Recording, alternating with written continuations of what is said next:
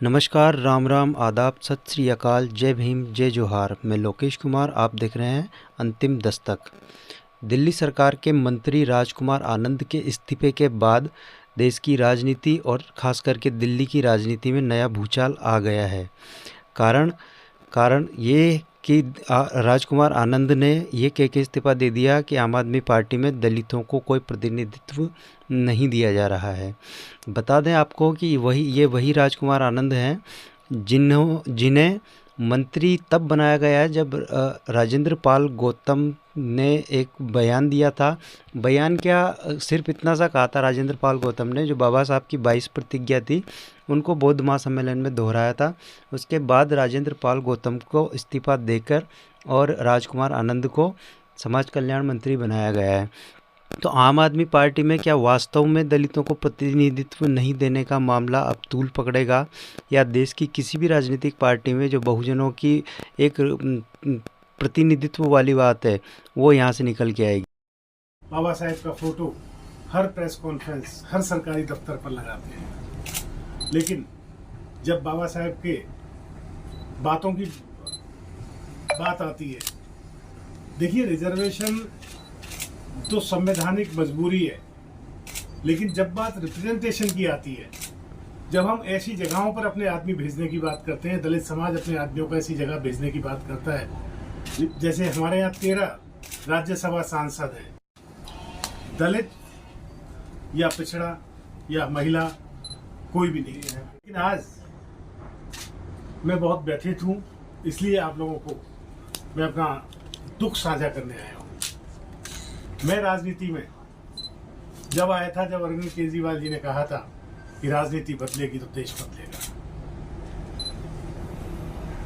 लेकिन आज बड़े अफसोस के साथ कहना पड़ रहा है कि राजनीति तो नहीं बदली, लेकिन राजनेता बदल गए। आम आदमी पार्टी का जन्म ही भ्रष्टाचार के खिलाफ आंदोलन से हुआ था, लेकिन आज ये पार्टी खुद भ्रष्टाचार के दलदल में फंस चुकी है। मेरे लिए मंत्री पद पर रहकर इस सरकार में काम करना असहज हो गया है। मैं अब इस पार्टी, इस सरकार और अपने मंत्री पद से इस्तीफा दे रहा हूं, क्योंकि मैं इन भ्रष्ट आचरणों में अपना नाम नहीं जुड़वाना चाहता। मैं नहीं समझता कि हमारे पास शासन करने की कोई नेता। दूसरी तरफ आम आदमी पार्टी के नेता सौरभ भारद्वाज का कहना है कि ईडी के डर के राजकुमार आनंद ने इस्तीफा दिया है। नगर एक रिजर्व कॉन्स्टिट्यूंसी है। ये बात राजकुमार आनंद जानते हैं कि रिजर्व कॉन्स्टिट्यूंसी के अंदर वो भारतीय जनता पार्टी से लड़ेंगे, बुरी तरह से हारेंगे, तीसरे नंबर पे आएंगे। वे विधायक इसलिए जीते क्योंकि आम आदमी पार्टी की तरफ से लड़े हैं। बहुत साल कई पार्टियों में रहे, उनको पता है क्या हर्ष होता है भारतीय जनता पार्टी का। इसके बावजूद उनसे रिजाइन कराया गया, पार्टी से रिजाइन किया, पद से रिजाइन किया, क्योंकि पार्टी से रिजाइन कर दिया तो वो विधायक भी नहीं रहे। कौन आदमी ऐसा करेगा? किसी को पार्टी से अगर दिक्कत भी होगी तो ये कहेगा ठीक है मैं अपना टेन्योर पूरा करता हूं, जनता के बीच में अपनी जगह बनाता हूं, टेन्योर पूरा होगा, पार्टी से रिजाइन करेंगे, जो पार्टी पसंद आएगी उससे लड़ेंगे। ये तो सुसाइड है, ये तो आग में कूदना है। कोई आदमी क्यों सुसाइड कर रहा है? उस आदमी की क्या मजबूरियां बना दी गई? आप सोचिए कितना डराया जा रहा है। आज एक चुने हुए विधायक और एक मंत्री को आज इतना डरा दिया गया कि वो आज रेजिग्नेशन करने के लिए छोटे से किसी कमरे में छुप के प्रेस कॉन्फ्रेंस कर रहा है। आपने देखा ही होगा।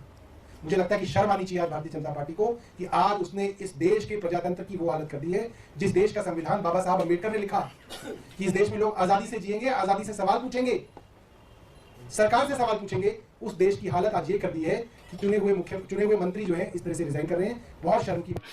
वहीं संजय सिंह जो ईडी की केस में अभी कुछ दिनों पहले जमानत पे बाहर निकले हैं, उनका कहना है कि राजकुमार आनंद ईडी के डर से ही इस्तीफा, क्योंकि ईडी की जो रेड थी वो साल भर पहले राजकुमार आनंद के घर पे पड़ी थी, तो उसी डर से इस्तीफा दिया है। और भारतीय जनता पार्टी एक तरह से डर का माहौल बना रही है पूरे देश में। के बाद एक सवाल बंद हो जाएगा कि आप लोगों को यह शंका क्यों होती है कि ईडी के छापे के बाद आपकी पार्टी टूट सकती है, आपके विधायक टूट सकते हैं। यह शंका क्यों होती है आपके मन में? यही सवाल हमसे बार बार पूछा जाता था और पहले दिन से भी हमने कहा, एक ही बात कहा कि अरविंद केजरीवाल की गिरफ्तारी के पीछे आम आदमी पार्टी को तोड़ने की मंशा है। अरविंद केजरीवाल जी की गिरफ्तारी के पीछे आम आदमी पार्टी को खत्म करने की मंशा है।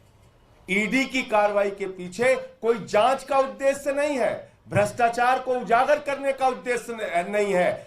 ईडी की कार्रवाई के पीछे, ईडी के छापे के पीछे, ईडी की जांच के पीछे सिर्फ और सिर्फ आम आदमी पार्टी को तोड़ने का मकसद है।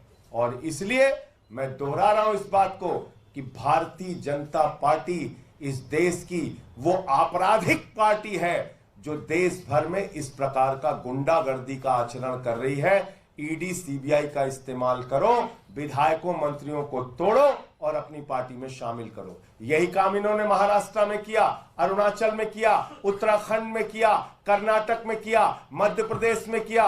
लेकिन याद रखना, आज इस वक्त में आम आदमी पार्टी की भी परीक्षा है, एक एक मंत्री और विधायक की भी परीक्षा है कि हम किस रूप में अपने आप को चाहते हैं कि हमें याद किया जाए, बहादुर के रूप में या कायर के रूप में।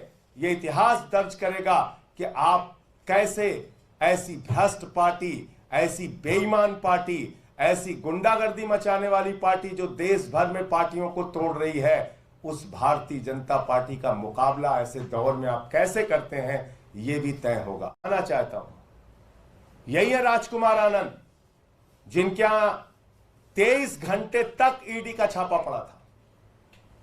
23 घंटे तक ईडी का छापा पड़ा था। पूरी की पूरी भारतीय जनता पार्टी ऊपर से लेकर नीचे तक चिल्ला चिल्ला कर कह रही थी राजकुमार आनंद भ्रष्ट है, राजकुमार आनंद भ्रष्ट है।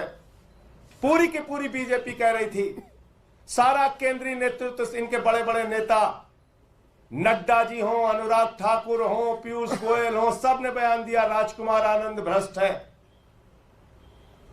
बस देखना आपको यह है बीजेपी का चाल चरित्र और चेहरा आज से लेके कल तक, या हो सकता है जल्दी ही आपको दिखाई पड़ जाए, वो व्यक्ति जिसके लिए खुद भाजपाई, नड्डा से लेके अमित शाह से लेके मोदी तक सारे लोग कह रहे थे कि ये भ्रष्ट है, भ्रष्ट है, कल उसको माला पहनाते हुए शामिल करते हैं कि नहीं, ये पूरी दुनिया देख लेगी, पूरा देश देख लेगा।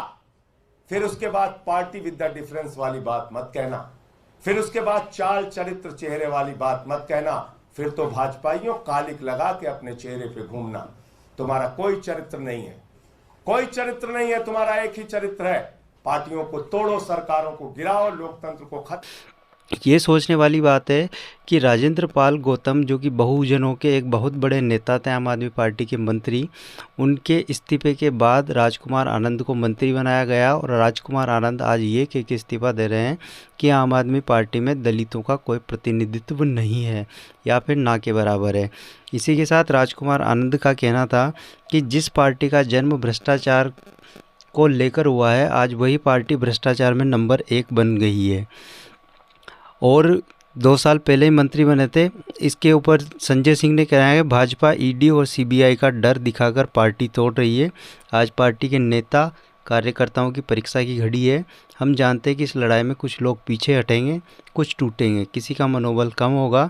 शायद राजकुमार आनंद डर गए हैं, उन्हें तिहाड़ जेल ले जाया जाएगा।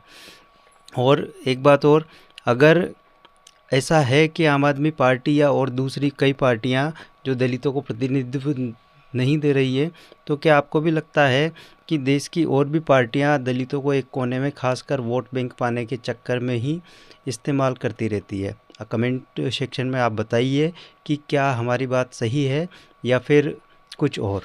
अगर आपको वीडियो अच्छा लगा हो तो चैनल को सब्सक्राइब, वीडियो को लाइक और शेयर करें और अपने चिर परिचितों के पास भेजने का काम करें।